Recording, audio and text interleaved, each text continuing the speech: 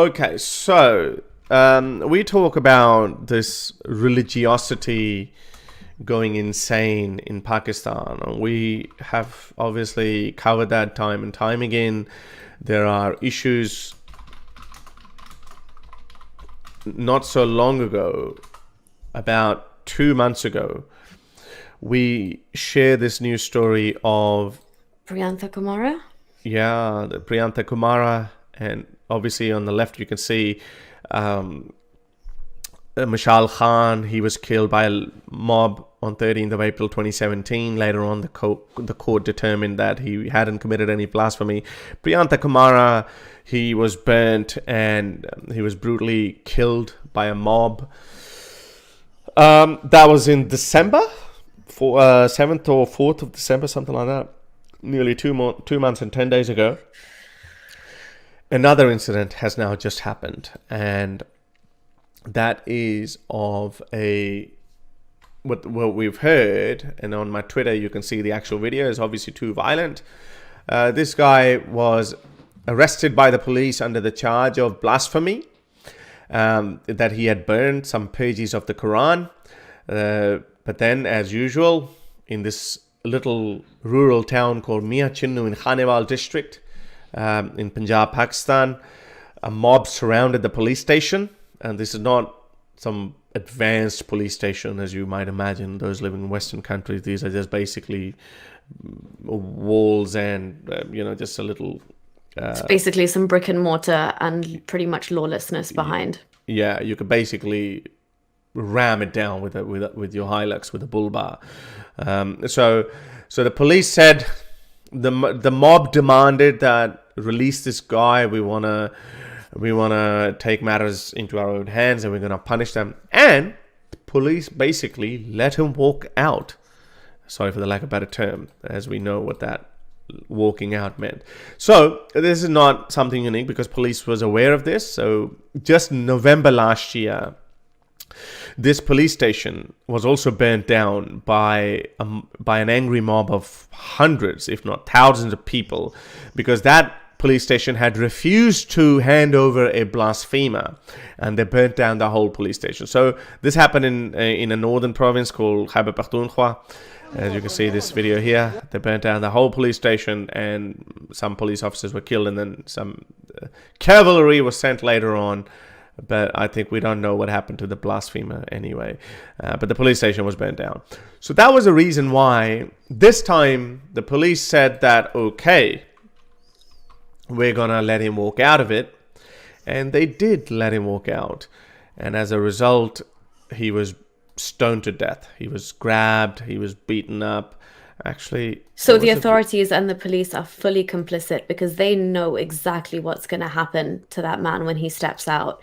And it's exactly, and it's not like this man was also mentally challenged. So instead of protecting somebody that's even more vulnerable than somebody normal that's come into your for whatever alleged crime, the onus of protection is on the police at that point, and they've let him walk out to his death, literally.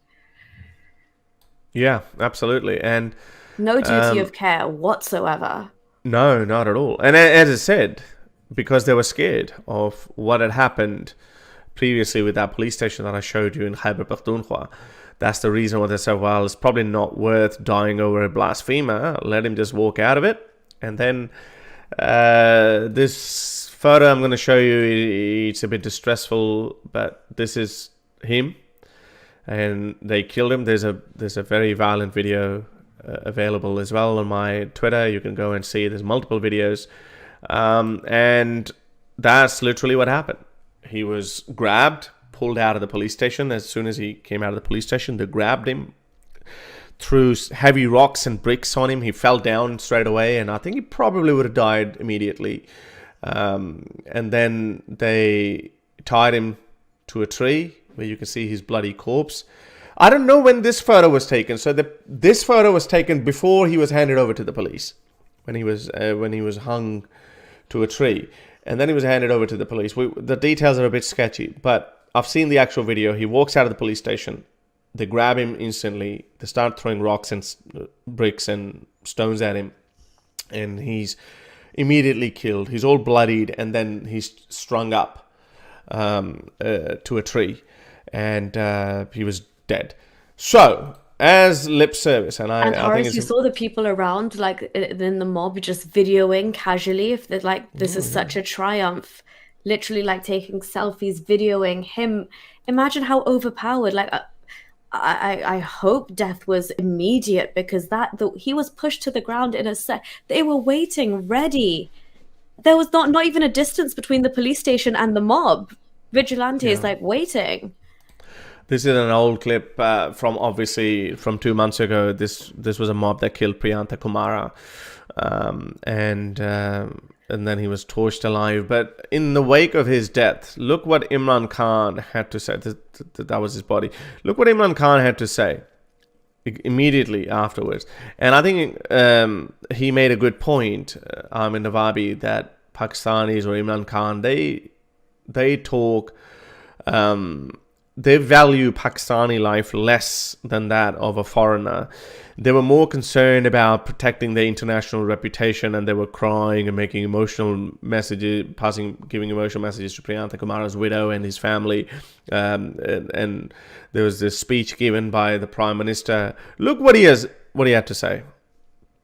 फैसला किया कि अब से जिन्होंने भी दीन को इस्तेमाल किया और खास तौर पे रहमतुल आलमीन सल्लल्लाहु अलैहि वसल्लम उनके नाम पे जुल्म किया, मैं आज आपको यहां अनाउंस कर रहा हूं कि हमने उनको नहीं छोड़ना। ये कौन सा इंसाफ है कि आपने इल्जाम लगाया और आपने ये इल्जाम लगाया, आपने जज बन गए और आपने उसे कत्ल कर दिया। सारा पाकिस्तान ने जो तमाशा देखा है, सारा पाकिस्तान आज ये फैसला कर बैठा है कि हमने अब इस तरह के वाकया इस मुल्क में नहीं होने देने। And 2 months later, there's a video that I obviously can't show you. You can watch the rest of the video on Twitter. It's a bit too hardcore.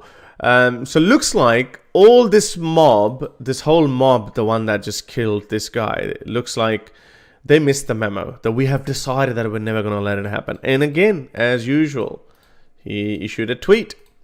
We have zero tolerance for anyone taking the law into their own hands, and mob lynchings will be dealt with full severity of the law. Have asked the Punjab IG for a report on action taken against perpetrators of the lynching in Mia Chinnu and against the police who failed in their duty. It's going to keep happening, and I've said it before. I think I said in one of those videos that, mark my words, it's going to happen again in a couple of months. And look, it ended up happening. No action. Instead of that tweet, and instead of saying, I asked the IG inspector to follow up, why not strengthen your institutions? Nip this in the bud. Tell the police have a massive duty of care that's all being overlooked, and the mob think they're so entitled to take justice into their own hands because your institutions are weak. Do something about that. This is a woman who in India defied the burqa or hijab ban. That's where I say it's important. As an atheist, we can talk about it. If she's over 18, she has a right to wear it, blah, blah, blah. We're logically consistent with our worldview. They're not. In Pakistan, they're celebrating her as a hero. But look what they do to those. So they say, oh, look, the Hindus are chanting Jai Shri Ram, which is wrong from our worldview, but not from your worldview. Look what you did. You torch them alive, you burn them, you kill them in streets, and this is what you do. Not only just that, another Hindu was just yesterday sentenced to life in prison. Let me show you this guy, a teacher. He's been sentenced to 25 years in prison for blasphemy. So this is how you treat with your minorities. With what face do you condemn India for their and it's a constitutional issue what's happening in India. It's not really state sanctioned bigotry. What you're doing is state sanctioned. This is state sanctioned blasphemy law application on non-Muslims is a state sanctioned bigotry. India is not doing that. So yes, religious lynching happen that take place, and I made this tweet, and I think I had to bite my words because I was a little bit angry, and I think I just got trigger happy, and I made this tweet, and a lot of Hindus were liking it, but then some Sunnis ended up trolling me, which is a bad idea. As you can see, 127 retweets and 366. I said, imagine if the radical Hindus had strung this woman on the left to a tree like Pakistanis did to this poor man for allegedly desecrating the Quran. I'm just entertaining the idea because these two things just happened, and I was trying to highlight the hypocrisy of Pakistanis, the way they look at minorities themselves versus how Hindus look at their minorities. So I was just drawing a little comparison. But look, Hindus were so happy. They're like, oh, see, you compare the two together. Hindus are far better than Muslims. That's what they started commenting underneath. So I had to set the record straight. And I said, a lot of people are thinking that in this tweet, I'm implying this kind of vigilantism doesn't happen in India. Well, it does. And radical Hindus do indeed commit extreme acts of violence. Shambulal, who killed this guy, I forgot his name, and the Brazen Sari are some examples. Akhlaq, Akbar, Shahrukh, the list is long. All of them were lynched by Hindutva mobs. So they're the photos. But then at the same time, I have to say, on the other hand, Muslims in India have also committed gross acts of violence. Like Kamlesh Tiwari, he was killed by a Muslim mob, and this guy Kishan Parwat just happened last week, and we shared that as well. Now back to the original tweet. I was simply pointing out two key events that took place in the last 7 days. Pakistan, I was simply highlighting the hypocrisy of Pakistan, but people want to see things in black and white. People say, immediately start drawing comparison. But sometimes I have to show two sides of the coin to show the hypocrisy of one side. I'm not favoring one side or the other. So Pakistanis were celebrating that Muskan as though India is this country where Muslims are oppressed and brave women like Muskan regularly stand up to them. Be that as it may, Pakistan itself is no champion. So Pakistanis have no right to criticize India. That's the point that I'm making. I can do it as a humanist who's logically consistent. But Pakistanis have no right to point out human rights, so-called human rights abuses, or women standing up to Hindutva goons or whatever. They don't have a right because they do the same, because they don't condemn the same acts that take place in Pakistan. They don't. Look how Muskan has become a hero, but the guy who's been lynched by a mob has not become a hero.